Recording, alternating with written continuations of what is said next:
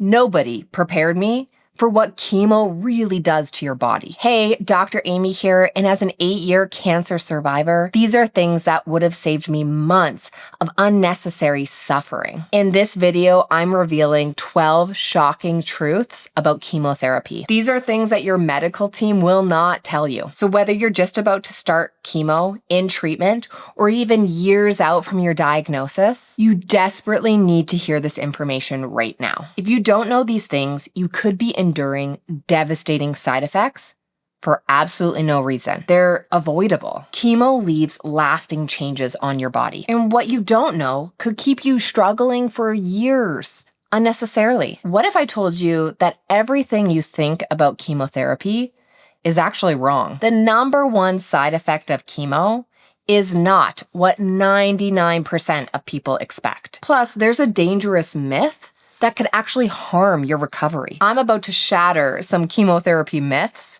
and this could change the life of you or someone you love. And I know this because I've been on both sides, both as a cancer survivor myself and as a cancer researcher. And here's what's crazy. Even I believed the biggest myths about chemo before I went through it myself. I was already specializing in cancer care, and I still fell for these myths. So don't feel bad if you've been fooled too. Let's start with number 1. Nausea is your biggest enemy. Everyone thinks chemo means constantly throwing up. Hollywood shows it. Your friends might have warned you about it. But the truth is, that's not true. Nausea isn't even close to being the most common side effect. Our anti-nauseant medications have become so advanced that we're more or less pretty good at controlling nausea. It's stereotypical to think of someone in the hospital throwing up and sick during their cancer treatment, but that's actually incredibly rare. We've come a long way in advancing the management of nausea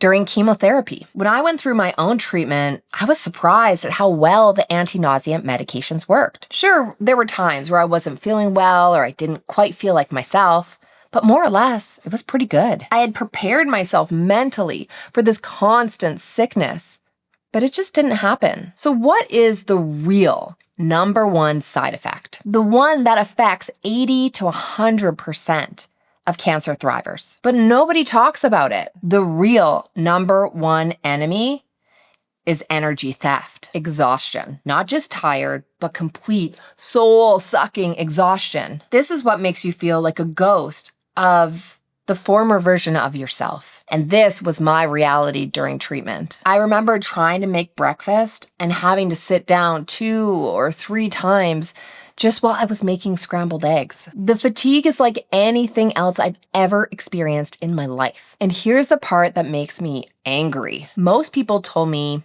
that was just something I was gonna have to live with. That's complete nonsense. Everyone wants to just wrap you up in a blanket and have you wait it out. But this approach is useless. Plus, it's harmful. I have a client inside the Cancer Freedom Program, Sarah. She came to me 6 months after finishing chemotherapy. She was still so exhausted, she could barely make it through the workday. Her oncologist said it was normal and it would improve with time, but it wasn't improving. Within 3 weeks of working together, using strategic nutrition and targeted exercise, Sarah was back to full energy. She called me crying with happy tears. She could play with her grandchildren again without needing a nap. This is why exhaustion is the number one reason why women come to me for support inside the Cancer Freedom Program. Okay, but let's move on to the next myth, the taste bud betrayal. Everything tastes wrong. Everything.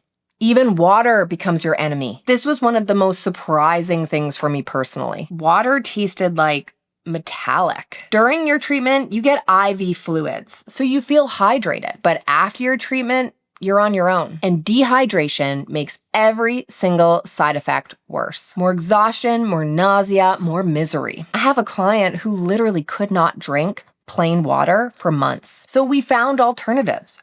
Herbal teas, flavored water, even like diluted broths. The key is finding what works for you now that your taste buds have changed. Okay, but on to the next one. Hair loss, the biggest lie. You're getting chemo, so you're gonna lose all your hair. That's wrong. Not all chemo causes hair loss. I had a client who cut her long, beautiful hair short when she found out she was gonna get chemo. She ended up getting the type of chemo where you don't lose your hair. She went through the emotional trauma of cutting off her hair, and she didn't even need to. But here's what nobody warns you about. You might lose your nose hair. It sounds trivial, right? But it's not. The hair in your nose protects you against allergens and bacteria. During my treatment, my nose was like constantly running. I thought I was getting sick all the time, but it was actually that I had just lost that protective barrier. Okay. Next up, the fertility time bomb. This one makes me furious. Oncologists routinely forget to talk about fertility options prior to chemotherapy. Many types of chemo can destroy your fertility, but many cancer clinics forget to bring this up to women. If you want kids, then you need to act now, before treatment, not after, not when you're ready, now. I have a 28-year-old client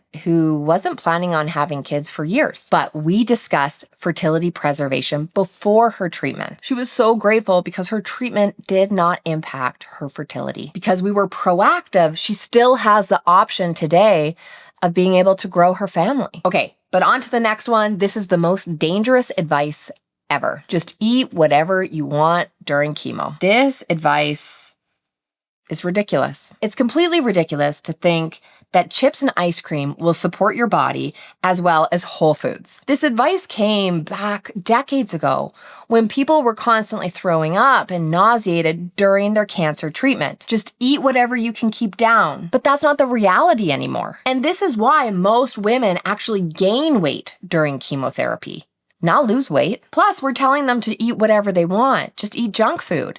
That's making everything worse. I have a client inside the Cancer Freedom Program who followed this advice during treatment and gained 30 pounds. She came to me feeling worse than ever before. So we created a nutrition plan that supported her recovery and supported her weight loss. Now she's more energetic than she has felt in years. Your body is fighting for its life.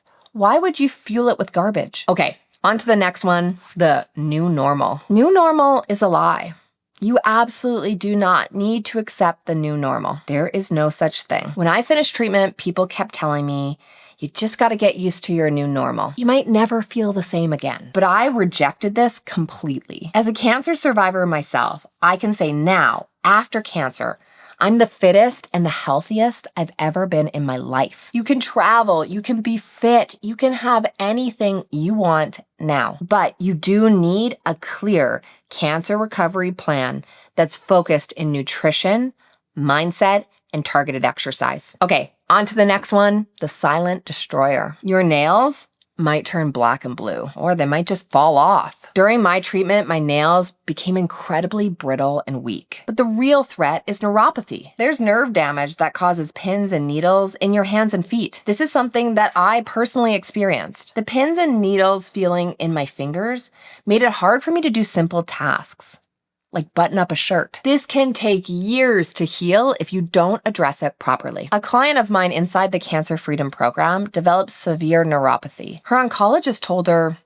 it might be permanent. We worked together on specific nutrition protocols and a supplement strategy. And after a few months, her sensation returned almost to normal. She was able to play the piano again, and she never thought she could. Okay, but on to the next one, the advice trap. Everyone becomes an expert when you have cancer. Your neighbor, your coworker, your mother-in-law, they all have opinions. During my own treatment, I was amazed by how many people suddenly became cancer experts. They all had a miracle cure they needed to share with me. Most of this advice is wrong, and some of it's dangerous. Listen to your medical team.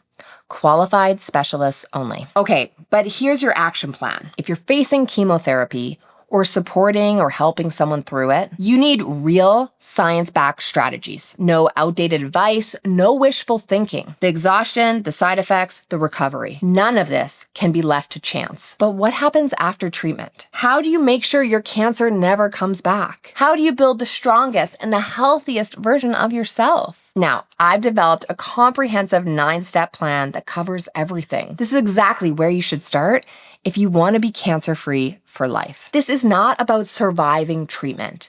This is about thriving long-term, giving yourself the best possible chance of recovering again. Okay, so click the link right here and I'm going to show you my 9-step cancer recovery plan. Because you don't just want to beat cancer, you want to make sure it never comes back. The healthiest and the strongest version of you is waiting on the other side. Let's make sure you get there and stay there.